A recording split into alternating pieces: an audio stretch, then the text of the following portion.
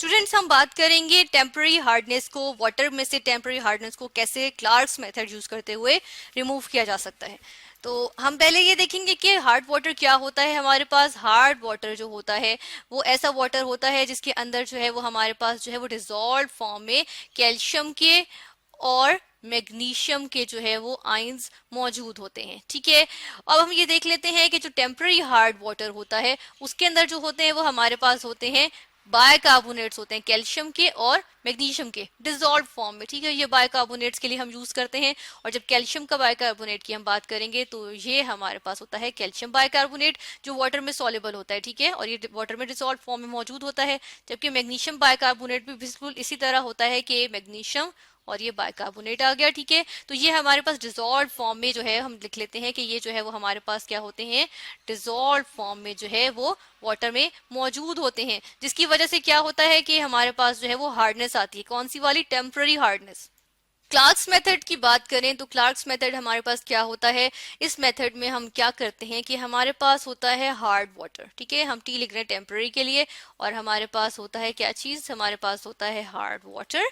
ठीक है, और हम इसके अंदर हम क्या चीज इंट्रोड्यूस करवाते हैं, इसके अंदर हम इंट्रोड्यूस करवाते हैं स्लेट लाइम। ये हमारे पास आ गया स्लेट लाइम का फॉर्मूला। ठीक है, ये स्लेट लाइम होता है, और यानी कि कैल्शियम हाइड्रोक्साइड भी इसको कहते हैं। ये इसके अंदर इंट्रोड्यूस करवाएं तो हम क्या बना लेते हैं, हमारे पास आ जाते हैं रिजल्ट के तौर पे इनसॉल्युबल कार्बोनेट्स। इनसॉल्युबल कार्बोनेट्स आ जाते हैं हमारे पास। ठीक है, कार्बोनेट्स, कार्बोनेट्स यानी कि CO3 हमारे पास, यानी CO3 जो होते हैं 2 नेगेटिव, ये कार्बोनेट के आयंस होते हैं। ठीक है, ये हमारे पास जो है वो आ जाते हैं।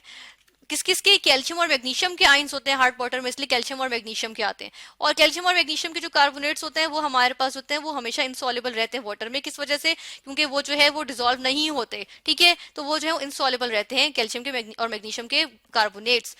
और हम ये देखते हैं कि हमारे पास जो है वो एज द रिजल्ट क्या चीज आ जाती है, वाटर आता है, जिसमें से अब जो है कैल्शियम मैग्नीशियम के बाइकार्बोनेट्स कार्बोनेट्स की फॉर्म में निकल गए हैं। ठीक है, हम साथ में शो कर देते हैं कि ये जो है वो रिमूव हो जाते हैं। ठीक है, ये नीचे बैठ जाते हैं। ठीक है, जो कंटेनर जिसमें हो रहा होगा ये प्रोसीजर, उसमें ये नीचे बैठ जाते हैं, ये सॉलिड फॉर्म में होते हैं और नीचे बैठ जाते हैं। और ये हमारे पास जो वाटर आ गया, अभी कौन सा वाटर हमारे पास आ गया है, ये हमारे पास आ गया सॉफ्ट वाटर। ठीक है, ये हमारे पास है सॉफ्ट वाटर।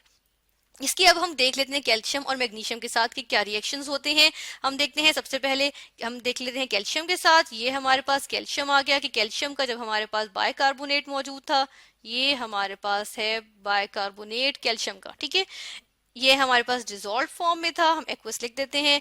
फिर क्या हुआ, हमारे पास जो हमने इसमें स्लेक्ड लाइम टैंक में जो है वो इंट्रोड्यूस करवाया। ठीक है, ये हमने इंट्रोड्यूस करवा दिया स्लेक्ड लाइम। हमारे पास क्या चीज बनेगी, हमारे पास बन जाएगा कैल्शियम का कार्बोनेट। ठीक है, और ये जो है वो इनसॉल्युबल होगा, सॉलिड फॉर्म में होगा, इसलिए ये नीचे बैठ जाएगा। ठीक है, और हमारे पास क्या चीज बन जाएगी, हमारे पास कैल्शियम कार्बोनेट जो है वो रिमूव हो गया, कैल्शियम के आयंस रिमूव हो गए, तो अब हमारे पास क्या चीज बची है, हमारे पास बच गया सॉफ्ट वाटर। ठीक है, अब इस इक्वेशन को अगर हम बैलेंस कर लें साथ के साथ, तो हम ये देखते हैं कि यहाँ पे एक कैल्शियम है, यहाँ 2 कैल्शियम है, तो यहाँ 2 लगा देते हैं और यहाँ पर भी हमें 2 लगाना पड़ेगा। अब ये इक्वेशन हमारे पास बैलेंस्ड है। ठीक है, इसके अलावा हम जो है अब देख लेते हैं रिएक्शन मैग्नीशियम के बाइकार्बोनेट के साथ, क्योंकि हमने कहा कि मैग्नीशियम और कैल्शियम के जो है वो बाइकार्बोनेट्स होते हैं अगर डिसॉल्व फॉर्म में, किसमें, टेम्पररी हार्ड वाटर में, तब हमारे पास जो है वो क्या चीज आती है, हमारे पास आ जाती है टेम्पररी हार्डनेस। ठीक है, टेम्पररी हार्डनेस आती है हमारे पास मैग्नीशियम और कैल्शियम के बाइकार्बोनेट्स मौजूद होने से वाटर में। तो ये हमारे पास हमने इसमें इंट्रोड्यूस करवाया स्लेक्ड लाइम या कैल्शियम हाइड्रोक्साइड, या इसको लाइम वाटर भी कहते हैं। ठीक है, तो ये हमने जब इंट्रोड्यूस करवाया, हमारे पास जो है वो जो प्रोडक्ट बनी वो बनी मैग्नीशियम का कार्बोनेट। ठीक है, ये होगा सॉलिड फॉर्म में, यानी कि ये जो है वो नीचे बैठ जाएगा। ठीक है, और हमारे पास और भी कुछ बनेगा, वो क्या होता है, वो हमारे पास होता है कैल्शियम का कार्बोनेट, ये भी सॉलिड फॉर्म में होगा, ये भी नीचे बैठ जाएगा। ठीक है, और हमारे पास क्या चीज बनेगी, हमारे पास बनेगा वाटर। ठीक है, ये हमारे पास बन गया वाटर जो कि लिक्विड फॉर्म में, और हम ये कहते हैं कि ये अब ये हमारे पास सॉफ्ट वाटर आ गया। ठीक है, हम ये देख रहे हैं कि कैल्शियम कार्बोनेट, मैग्नीशियम कार्बोनेट जो हमारे पास बने हैं, ये हमारे पास क्या है, ये हमारे पास इनसॉल्युबल हैं। ठीक है, इनसॉल्युबल वाटर हैं। ठीक है, जिसकी वजह से क्या होगा, जिस कंटेनर में भी हम जो है ये ट्रीटमेंट कर रहे हैं टेम्पररी हार्डनेस को रिमूव करने का, तो इसमें जो है वो हमारे पास जो कंटेनर है उसकी बॉटम पे या नीचे निचली सतह पे जो है वो ये कार्बोनेट्स बैठ जाएंगे और ये कार्बोनेट्स जो है वो किसी सूरत डिजोल्व नहीं होते, यानी कि अगर हम सोल्यूशन को जो है वो हीट भी करें तब भी ये कैल्शियम और मैग्नीशियम के कार्बोनेट्स जो है वो डिजोल्व नहीं होते। ठीक है,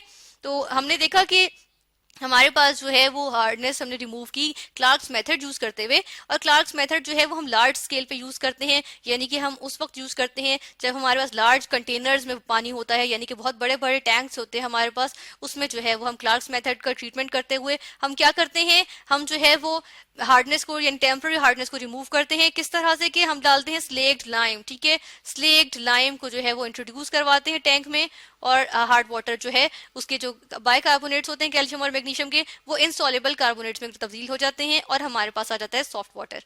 यहाँ पे इसको हम जो है वो इक्वेट कर लेते हैं बैलेंस को, और ये हमारे पास जो है बैलेंस बैलेंस कर लेते हैं इक्वेशन को, और ये हमारे पास इक्वेशन बैलेंस हो गई है। ठीक है,